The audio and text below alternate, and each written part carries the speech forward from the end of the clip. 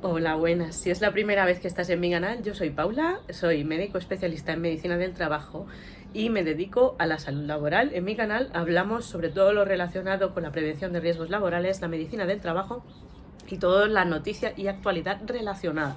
También ayudamos a las personas a mejorar sus relaciones con los trabajos y con sus compañeros y para entender cómo funcionan los riesgos, sobre todo los riesgos psicosociales, y cómo tener una mejor relación en definitiva con sus puestos de trabajo actuales y futuros.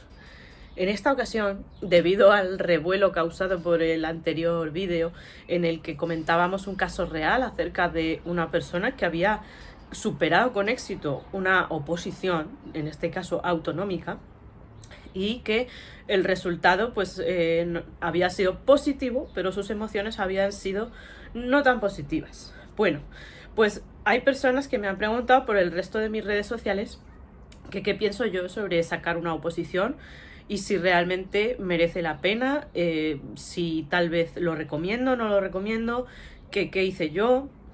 Voy a responder a todo esto en este vídeo, ahora mismo. Bueno, como sabéis, en el año 2022 yo terminé mi formación MIR de 4 años, como son la especialidad como la mía, pues son 4 años, y me dediqué a buscar empleo mientras esperaba, precisamente, tenía que esperar a que las personas que iban por bolsa tomaran posesión o no tomaran posesión una vez que se agotase el plazo de hacerlo. ¿Y qué ocurrió? Que pasaron varios meses hasta que yo finalmente, cuando ya había cesado mi contrato del R4, pues tuve que esperar, tuve que apuntarme al paro, ¿vale? Y mientras estaba yo apuntada en el paro, busqué empleo porque me requerían tener un empleo para poder simplemente optar a cosas pues como el alquiler de un piso. Yo tenía que aportar nóminas, tenía que aportar ese tipo de cosas y necesitaba por ello que me contratasen en alguna parte lo antes posible. No sé si en alguno de los vídeos pasados hablé sobre este tema porque justo me pilló en una época en la que había que estudiar, estuve estudiando también otra cosa y no pude hacer contenido durante ese tiempo. El caso es que, bueno, enseguida me vi en la situación de estar en el paro. Y claro, tú dirás, pero si tú siempre dices, Paula, que en la especialidad tuya no hay paro. Bueno, es cierto, no hay paro, por eso encontré trabajo tan deprisa. Encontré trabajo en un lugar que estaba muy cerca de mi entonces vivienda y además era un sitio que yo ya lo había conocido de vista y por haber sido clienta en el pasado, cuando en mi vida laboral anterior, sin tener que ver con la medicina, entonces yo ya lo conocía y sabía dónde estaba ubicado, sabía que tenía varios servicios ubicados a su alrededor, pero en otros municipios, y sabía que tenía unos servicios centrales, ¿de acuerdo? Entonces, esta empresa, yo hice mi primer contrato mientras esperaba a que se resolviera el proceso selectivo del lugar donde luego posteriormente yo entré a trabajar. Ese tiempo fueron aproximadamente unos 3 meses y en esos 3 meses pues me dio tiempo a hacer todas las cosas que se pueden hacer en un servicio de prevención ajeno, entre las cuales estuvo mi primera experiencia con la unidad móvil y bueno, pues esto me ayudó a comprender muchas cosas mejor. Tened en cuenta que yo cuando había sido residente no pude tener la experiencia de rotar en un servicio de prevención ajeno. Y yo dentro de mí me quedé con esas ganas de conocer esto y sentía que no había podido, por la situación de pandemia, la generación mía pues no pudo rotar donde estaba previsto y tuvimos que hacer otras cosas. Pues me tomé esta experiencia laboral como un aprendizaje puro de muchas cosas. Y me marcó profundamente esta experiencia a la hora de ordenar mejor mi tiempo y priorizar las cosas. Porque, bueno, pues yo venía de unas dinámicas que no eran las más adecuadas y a lo mejor yo no tenía buenas costumbres a la hora de afrontar una agenda tan grande, porque había días que se tenía que ver pues en torno a 45 o 50 trabajadores por día. En la unidad móvil 42 llegué a hacer una vez. Se ocupan muchas horas de la actividad asistencial y luego en las tardes tienes que elaborar los informes con el portátil que la empresa te proporciona. Entonces, en realidad la jornada es doble. Hay muchas personas que cuando yo les he contado esto, pues claro, les ha parecido muy mal. Han dicho que claro, que menudo abuso, menudo morro, cómo pueden dejarte el portátil a tu libre albedrío y que vayas a tu casa y trabajes allí un montón de horas, porque os aseguro que se tarda tiempo en hacer los reconocimientos, pero se tarda todavía mucho más en verificar los informes, ver que todo está bien, y si te lo estás tomando en serio, hacerlos bien requiere mucho esfuerzo y mucho tiempo. Hay gente que los hace como churros, yo lo entiendo. Pero a mí no me gusta ese estilo porque a veces veo cosas que ciertamente me parecen importantes y yo me tomaba mucho tiempo y mucha meticulosidad en verlas. Por supuesto, también tuve que entrevistarme con personas que habían pasado por ausencia prolongada, incapacidades temporales, que se estaban ya debatiendo entre la total, entre la permanente, entre la parcial, bueno, líos, muchos líos. Pero esto todo fue en pos de enseñarme a manejarme mejor en lo que luego sería mi siguiente empleo. Hacia el mes de agosto, porque tened en cuenta que nosotros en mayo ya habíamos cesado, ¿vale? Los R4 ya habíamos cesado, pues hacia agosto ya marché para el que fue mi siguiente empleo y que por ahora pues es donde me encuentro, ¿vale? Entonces pues mi empleo se encontraba y se encuentra en la función pública. ¿Y qué pasaba? Pues que resuelto el proceso selectivo de anterior,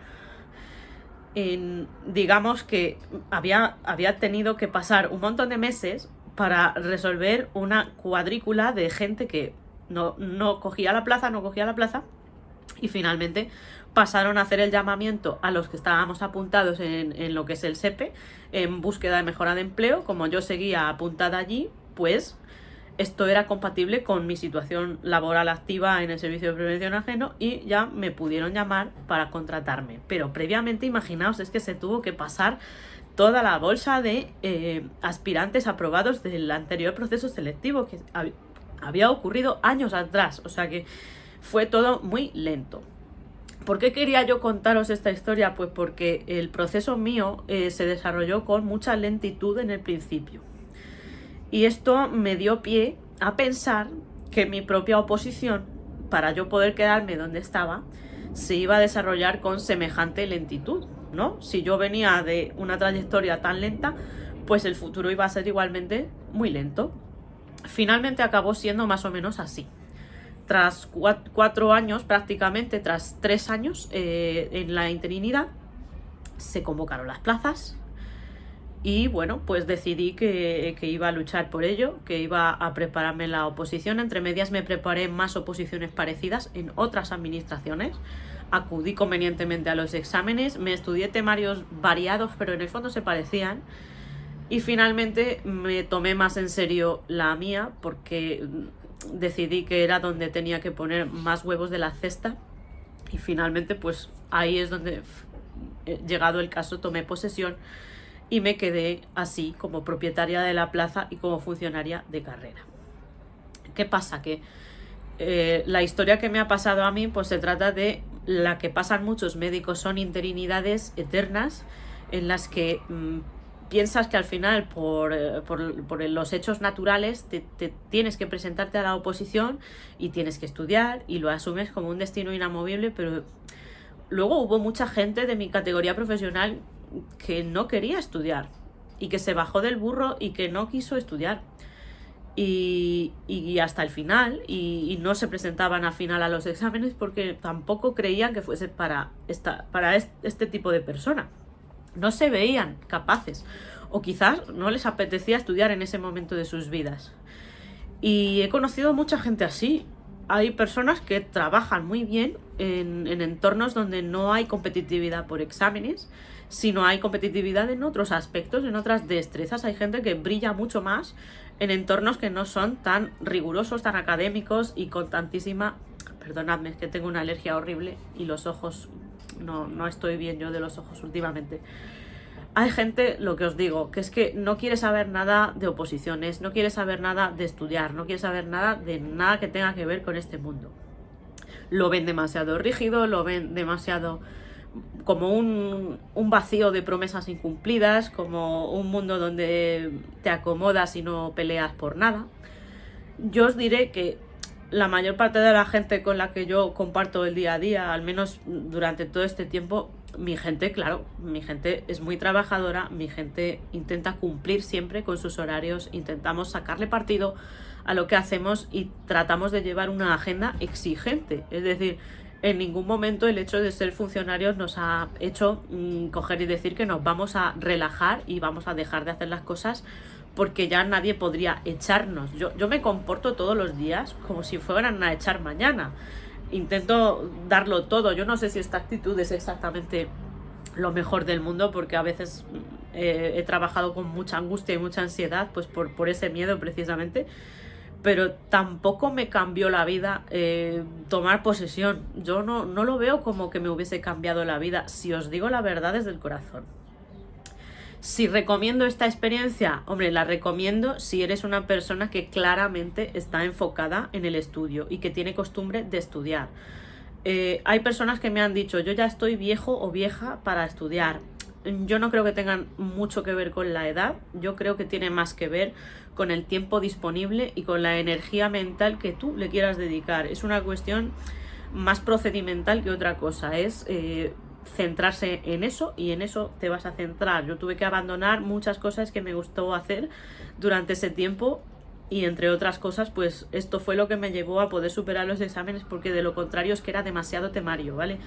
Si tú estás pensando que una oposición quizás tiene demasiado temario o tiene demasiadas fases, como creo que pudo pasar en la mía, porque hay exámenes que ya sabéis que son monofásicos y luego concurso de méritos. Si la oposición a la que tú te quieres presentar es así, como suele ser en la sanidad, sin casos clínicos y sin cosas de esas, tú adelante. Si vas a hacer un tipo test y luego el baremo de los méritos y tienes antigüedad, creo que el estudio francamente merece la pena y te saldrá rentable presentarte al examen. Pero quizás no te recomiendo que si no tienes tiempo y si no tienes ganas, no te presentes a uno como el mío, porque el mío era trifásico y además los méritos. Y había mucha gente que, claro, no tenía antigüedad y dijo, ¿y yo para qué he superado los 3 exámenes y luego de méritos tengo 0 puntos? Pasaba mucho esto. Puede ocurrir también que compitas con poca gente, que compitas con mucha gente.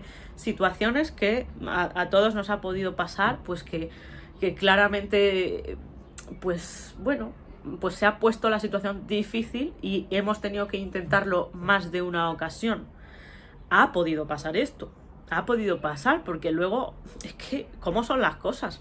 Se crean bolsas de interinos precisamente pues por digamos, dejar las plazas principales desiertas. Las plazas que deberían ser para un funcionario de carrera pues quedan desiertas y tienen que pasar al llamamiento de las personas que se han quedado aprobadas sin plaza y luego al resto de la bolsa. Y esto puede pasar, y de hecho pasa en empleos como el mío. Es lo normal. No sé si debería ser así.